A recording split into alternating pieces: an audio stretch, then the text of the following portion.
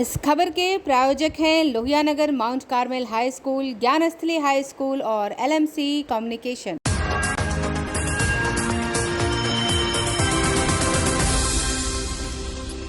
नमस्कार, मैं हूं अमित और आप देख रहे हैं आंखें न्यूज 24। आइए न डालते हैं आज की सुर्खियों पर। PFI टेरर मामले में NIA की अलग अलग टीम ने पटना सहित बिहार के 6 जिलों में की छापेमारी, संदिग्ध आतंकियों के ठिकानों की ली गई तलाशी। गया में देश के सबसे बड़े रबर डैम गयाजी डैम का मुख्यमंत्री नीतीश कुमार ने किया उद्घाटन। पितृपक्ष मेला महासंगम 2022 की भी की गई शुरुआत। भाजपा के प्रदेश अध्यक्ष संजय जायसवाल का फूटा गुस्सा, कहा भाजपा अब नीतीश कुमार को कभी स्वीकार नहीं करेगी।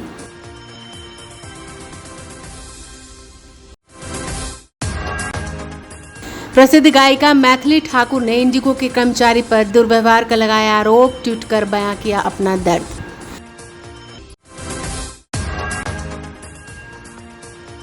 और भाकपा माले ने पटना में सांप्रदायिकता विरोधी नागरिक कन्वेंशन का किया आयोजन, भाजपा हटाओ देश बचाओ के लगाए गए नारे। अब खबरें विस्तार से। पटना के फुलवारी शरीफ के सामने आए PFI कनेक्शन को लेकर NIA ने गुरुवार को बिहार में छापेमारी शुरू कर दी है। नेशनल इन्वेस्टिगेशन एजेंसी NIA की 9 जिलों में 13 ठिकानों पर छापेमारी चल रही है। इनमें पटना के फुलवारी शरीफ के अलावा वैशाली, मधुबनी, छपरा, अररिया, औरंगाबाद, किशनगंज, नालंदा और जहानाबाद शामिल है। अररिया के जोकीहाट में SDPI के प्रदेश महासचिव एहसान परवेज के घर पर भी NIA ने छापेमारी की है। वहीं छपरा के जलालपुर के माधापुर पंचायत के रुदलपुर गाँव निवासी सरकारी शिक्षक परवेज आलम के घर पर NIA की टीम ने छापा मारा है। साथ में भारी संख्या में पुलिस बल को भी तैनात किया गया है। वहीं पिछले 1 घंटे भर में पूछताछ भी चल रही है। फुलवारी थाने में दर्ज FIR में परवेज का नाम सामने आया था। उस समय NIA ने बताया था कि आरोपी PFI का एक्टिव मेंबर है। परवेज आलम को जलालपुर थाना ले जाया गया है।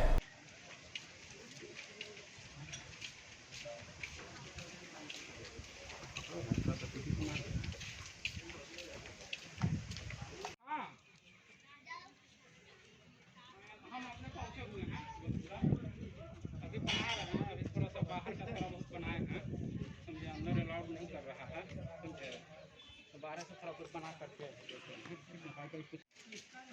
गोनपुरा में और गोनपुरा में हो रहा है, और 2 गोनपुरा में हो रहा है, और एक मिल्की पर फुलवारी में हो रहा है। मिल्की पर है, मिल्की आना करती है। हाँ वहाँ पर हो रहा है।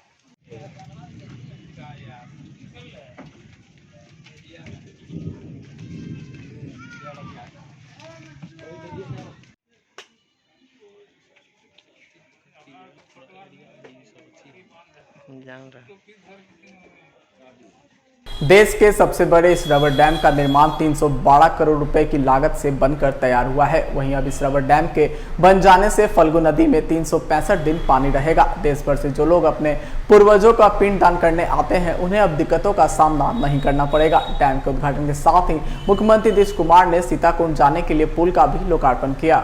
आप भी देखिए और क्या कुछ कह रहे हैं। और जब ये शुरू आज से नहीं, हम लोग तो बचपन से इस बात को जानते थे, और हम लोगों को भी यहाँ काम करने का मौका मिला, तब भी तो जानते ही थे। लेकिन एक बार हमको याद है अच्छी तरह कि हम जब थे, मुख्यमंत्री बने ही थे, तो एक बार हम जा रहे थे दिल्ली प्लेन से, और एक महिला ने रास्ते में हमको कहा कि भाई गया में देखिए, हम लोग जाते हैं ये पितृपक्ष मेला में, और वहाँ पर व्यवस्था ठीक नहीं रहती है। तो हमने उनको कह दिया था कि भाई देखिए, हम तो इसके बारे में कभी वहाँ जा करके तो नहीं देखे हैं, लेकिन आप कह रही हैं, अब अगली बार से इसके पहले ही हम एक एक चीज को देखेंगे और यहाँ पर सब तरह की व्यवस्था हो, इसका ख्याल रखेंगे। और आपको मालूम है ना कि 8 से ही हम लोग कितना बार आते रहते हैं। सब तरह का काम ठीक रहे, किसी को आने में दिक्कत नहीं हो, हर तरह की सुविधाएं हम लोगों ने की है। तो कौन सा ऐसा काम है जिसको हम लोगों ने इस काम को पूरा नहीं किया है।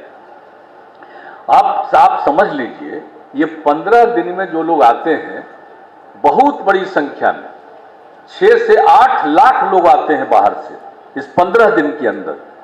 तो उसके लिए तो एक एक चीज को देखना बहुत जरूरी होता है कि सब तरह से। तो हमने 8-9 आइटम बना दिए और जब होता है तभी भी कुछ दिन पहले आ गए थे हम लोग सबसे मीटिंग करके और एक एक चीज को देख करके और सबसे पूछ लिया। सारे अधिकारियों ने बता दिया कि हम लोगों ने सारा काम कर लिया कि कोई भी आएंगे उनको आने जाने में दिक्कत नहीं हो। ये सब जितना भी पशु जो इधर से उधर रहता है सबको हम पहले ही से कहे कि उसको एक किनारे में रखिएगा इस बीच में, ताकि किसी को कोई आने जाने में दिक्कत नहीं हो। तो हर तरह से सब काम करते हुए, और जो लोग बाहर से आते हैं उनको रहने होने का भी ठीक ठाक इंतजाम होना चाहिए। एक एक चीज को देख लीजिए। और जब सब लोग आते हैं और ज्यादातर लोग बिहार के बाहर से आते हैं और जब देखते रहेंगे कि यहाँ पर उनको सुविधा होती है तो सब जगह इसकी प्रशंसा करेंगे। भाजपा प्रदेश अध्यक्ष डॉक्टर संजय जायसवाल ने बड़ा बयान दिया है। उन्होंने कहा कि मुख्यमंत्री नीतीश कुमार मेन फ्रंट बना रहे हैं। 2024 में पुनः मेन फ्रंट में आ सकते हैं, लेकिन भाजपा अब नीतीश कुमार को कभी भी स्वीकार नहीं करेगी। आगे उन्होंने कहा कि तेजस्वी यादव की दया पर मुख्यमंत्री हैं, जब चाहेंगे तेजस्वी यादव मुख्यमंत्री बन जाएंगे। वहीं तेजस्वी यादव के अस्पताल निरीक्षण दौरे पर उन्होंने कहा कि भाजपा की सरकार में भी दौरा होता था, वो कोई बड़ी बात नहीं है। आप भी सुनिए और क्या कुछ कह रहे हैं। फाइल देने का काम शुरू किया जिससे कि प्रतिदिन घोटाले निकले और बदल गए। फिर भाजपा के साथ थे तो अभी 2 सालों से केवल राजद को फिलर्स भेज रहे थे। अभी उनका यही कहने का मतलब है कि 2024 में वह पुनः मेन फ्रंट में आ सकते हैं, लेकिन भारतीय जनता पार्टी किसी भी कीमत पर अब नीतीश कुमार को स्वीकार नहीं करेगी। अगर वह यह सपना देख रहे हैं कि वह मेन फ्रंट में आएंगे तो वह कभी भी नहीं होगा। अब उनको ऑपोजिशन की ही राजनीति करनी है और ऑपोजिशन की राजनीति भी 6 महीने तो बेचारे करेंगे ही।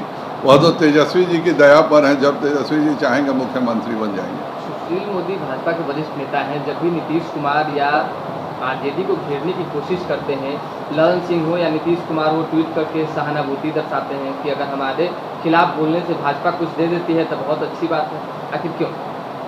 नीतीश जी की आदत है, वो अपने विरोधी दलों को थोड़ा हल्का करने का भी प्रयास करते हैं और साथ में यह भी भेजते रहते हैं कि फिर अगर मैं पलटी मारूं तो कम से कम एक जगह खुला रहे, और उसी के तहत इस तरह की बात वो करते हैं। हरीश लाल यादव के गुंडे ने जो है माइनिंग ऑफिसर को दफ्तर में प्रवेश करके धमकाया, ऐसा कहा जा रहा है कि उनका नाम लेकर जो है धमकाया जा रहा है, तो कैसे देखें? क्या हम लोग हमेशा यह प्रश्न उठाते रहे कि बालू माफिया टोटल राजद के चंगुल में है और इस पर कंट्रोल करिए, तो यही कंट्रोल नीतीश जी ने किया कि पूरा का पूरा विभाग मंत्री से हटा करके बालू निगम करके सचिव को दे दिया, जिससे कि सचिव अपने पूरे बालू के भ्रष्टाचार में जो काम हो रहा है वो करे।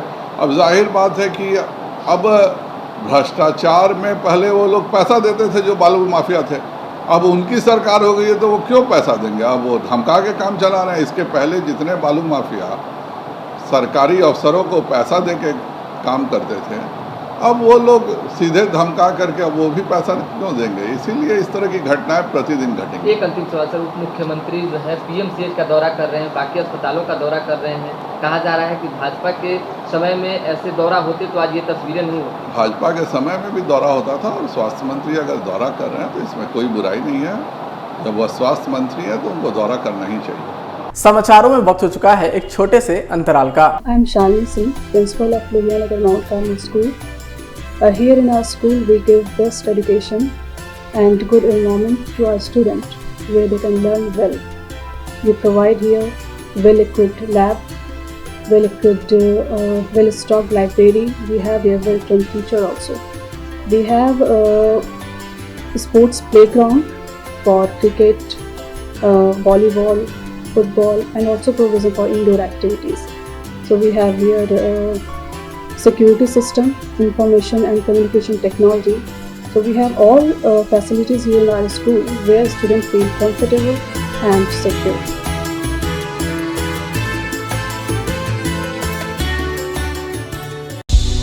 क्या आप पत्रकारिता के क्षेत्र में अपना कैरियर बनाना चाहते हैं? तो आज ही Royal Ashoka Institute of Mass Communication and Journalism में अपनी जगह सुनिश्चित करें। आर्यभट्ट ज्ञान विश्वविद्यालय पटना से मान्यता प्राप्त। 100% प्लेसमेंट के साथ royal Ashoka Institute of Mass Communication and journalism नामांकन जारी है। हमारा पता है DS/16 गायत्री मंदिर के समीप, कंकड़ बाग, पटना 8,20,000। आप हमें संपर्क भी कर सकते हैं। हमारा मोबाइल नंबर है 9955456126। ब्रेक के बाद आपका फिर से स्वागत है।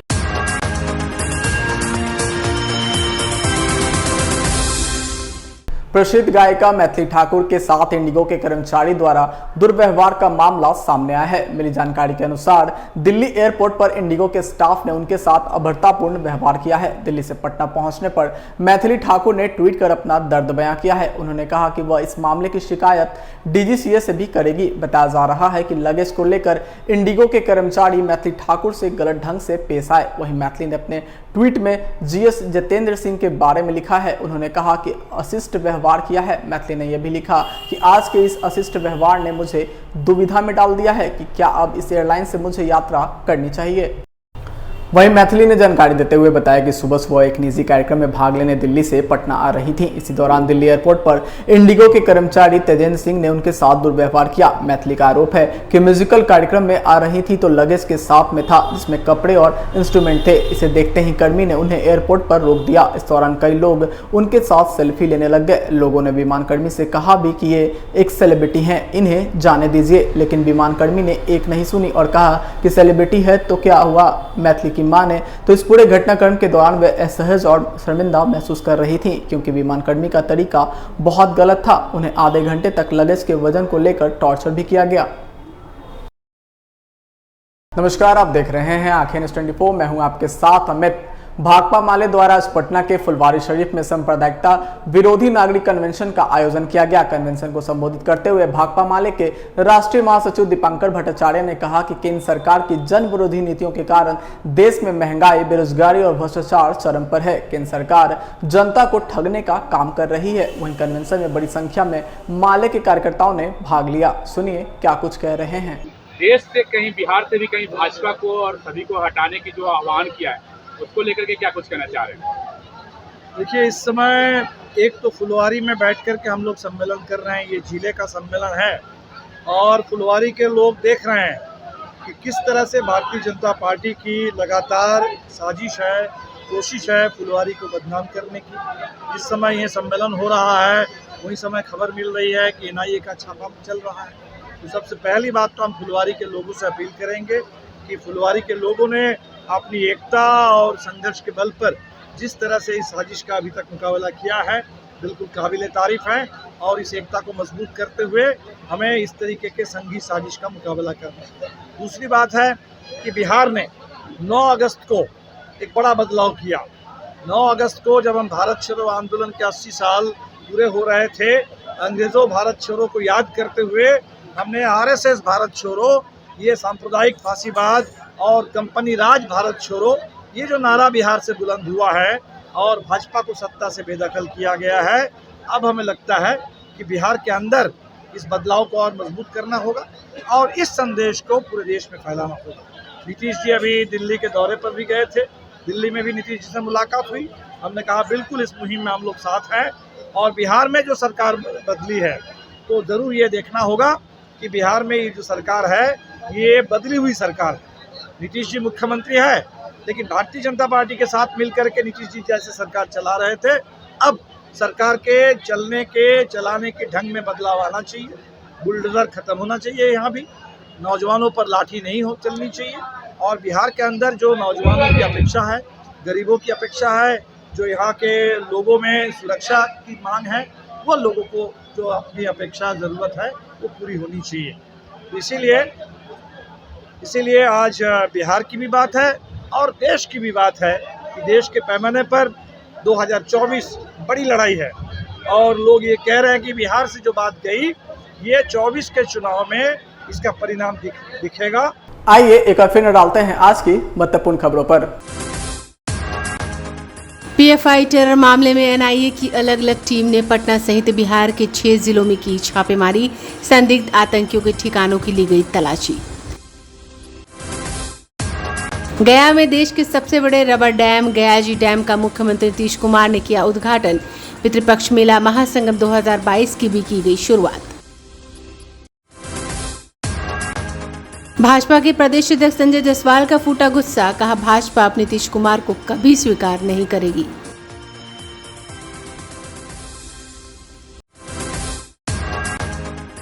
प्रसिद्ध गायिका मैथिली ठाकुर ने इंडिगो के कर्मचारी पर दुर्व्यवहार का लगाया आरोप, ट्वीट कर बयां किया अपना दर्द।